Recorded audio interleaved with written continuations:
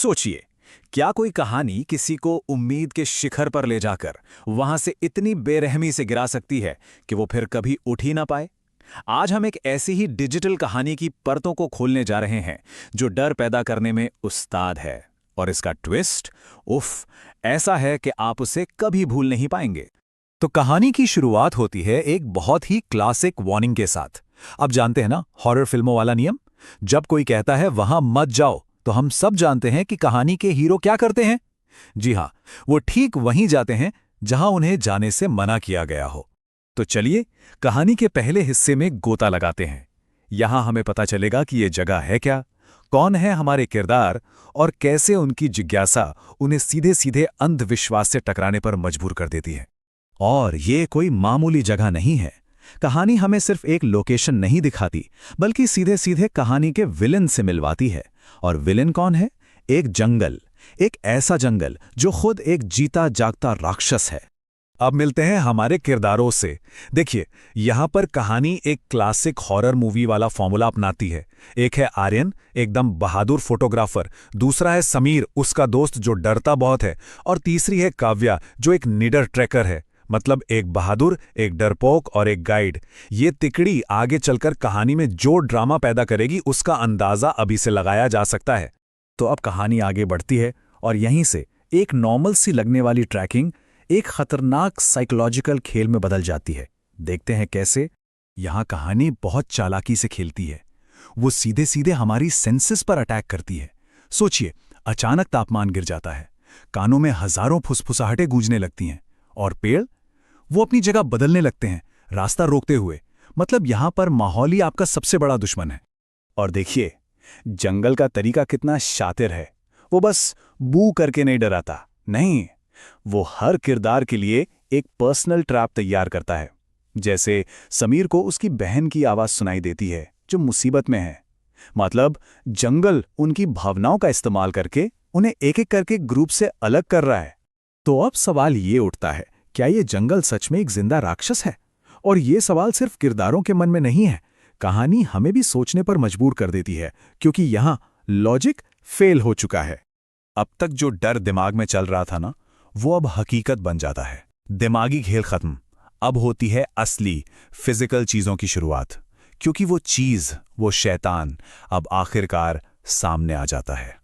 और जो मंजर वो देखते हैं वो किसी बूचड़खाने से कम नहीं। सैकड़ों इंसानी शरीर पेड़ों से लटके हैं, और पेड़ों की जड़ें उनकी जिंदगी चूस रही हैं।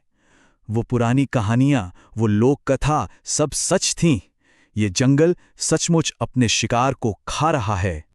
और फिर सामने आता है घाटी का स्वामी, 7 फुट लंबा, बिना चमड़ी वाला, कई हाथों वाला एक भयानक जीव। ये कोई और नहीं बल्कि उस जंगल की सारी नफरत और बुराई का जीता जागता शरीर है।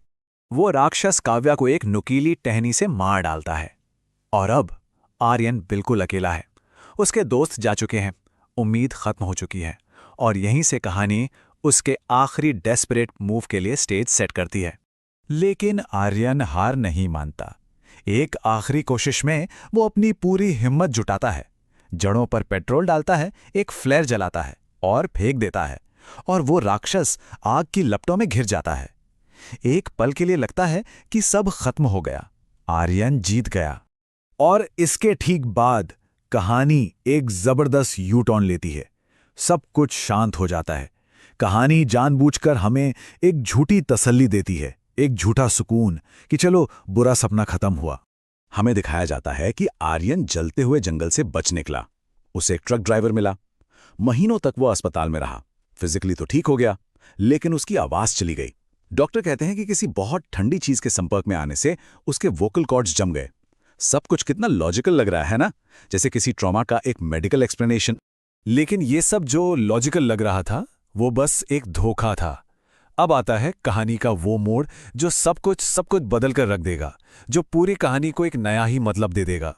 अचानक आर्यन को एक मैसेज दिखता है, उसके मरे हुए दोस्तों की तरफ से। तुमने हमें उस आग में अकेला छोड़ दिया। और यहीं से आर्यन की बनाई हुई दुनिया, उसकी हकीकत टूटना शुरू हो जाती है। क्योंकि सच तो ये है कि ये सब एक छलावा था।